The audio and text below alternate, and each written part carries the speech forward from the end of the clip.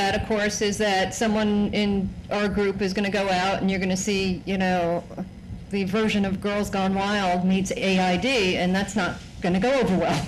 But I just think it's going to go, you know, you have to really look at the, you know, the risk management here and just saying there's a lot of positives to this. And I think, you know, Rodney and Tim really captured it really well. People do want to see the raw data. They want to experience it that way. And that is the way we're going, and people have to get over the fear.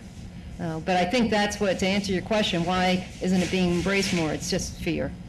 I'd like to thank the panelists. We had a theme that we couldn't fully develop just in one conversation in a couple of hours, although we covered a lot of really good ground.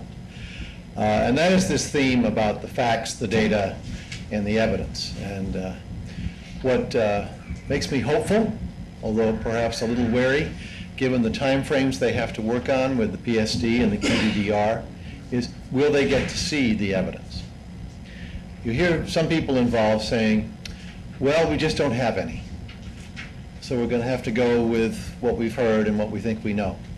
I think that's a challenge to everybody in the room and to the whole development community, and I would invoke the words of Mick Jagger when it comes to evidence. You know, you can't always get what you want, but if you try sometime, you get what you need. Now, to Betsy, because I think you have some thoughts, just to close, of what Sid Washington might do to give them what they need.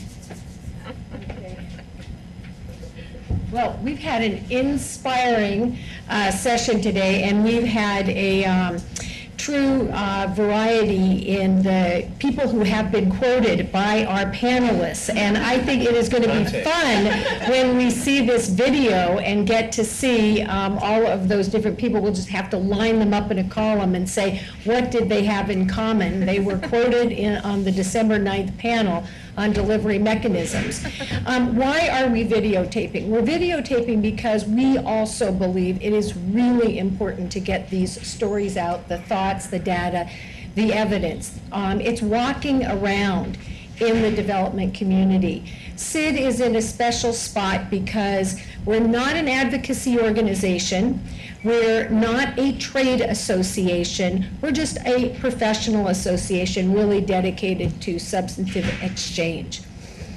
So we're a nice sort of forum to be able to surface this kind of data on behalf of the development community and try to get it to the different places that really, really do need to hear it today. We're obviously not the only place.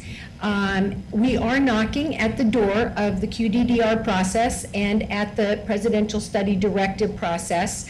We would really like to bring the development community into that discussion and bring the evidence, the data that sits in the room with our organization to those processes.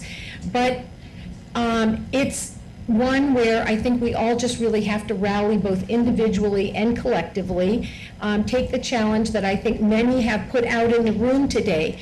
Make your evidence available. We're also trying to do that through SID. We're videotaping, we've got handouts, we're going to share them.